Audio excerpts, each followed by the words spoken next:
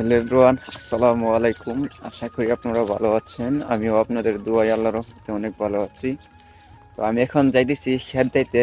আজকে বেশি একটা কুয়াশা নাই, তারপরও ঠান্ডা ঠান্ডা লাগতেছে। তো এমন দিন আসলে আমার কোনো আদায় নাই। ডেইলি সকালে খেত দাওনি লাগে আমার। এই যে দেখেন কি অবস্থা, কুয়াশা নাই, তারপরও হাত পাও একদম বরফ হয়ে যাইতেছে। তো এই ক্ষেতটা কালকে দায় গেছিলাম, ওইখানে দুইটা পাল্লা আছে, দুইটা পাল্লা দাইয়া তারপর ডামাইনা বাইরেতে হবে। তো এই ক্ষেতটা চুরমু না, নিজের হাতে দাম দিয়া বাইরামু, বাইরে এসে তারপর বাড়িতে নিমু। এই যে দেখো এখানে আছে আড়াই কুনি। এই ক্ষেতটা দেওয়ার পর তারপর আরেকটা থাকবো, এটা হচ্ছে তৃতীয় নম্বর ক্ষেত। এটা হচ্ছে তৃতীয় নম্বর, ঠিক আছে।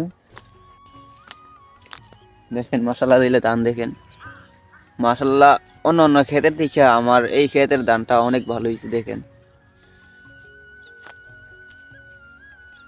আর আমাদের তিতাস নদীর তীরের বট গাছটা দেখেন কতই না সুন্দর। আর দেখেন সূর্যটা দেখেন কতই না সুন্দর, অসাধারণ একটা ভিউ। তো আমরা এখন খেত দেওয়া স্টার্ট করে দিচ্ছি। সবাই ভালো থাকেন, সুস্থ থাকেন। আসসালামু আলাইকুম, খুদা হাফেজ।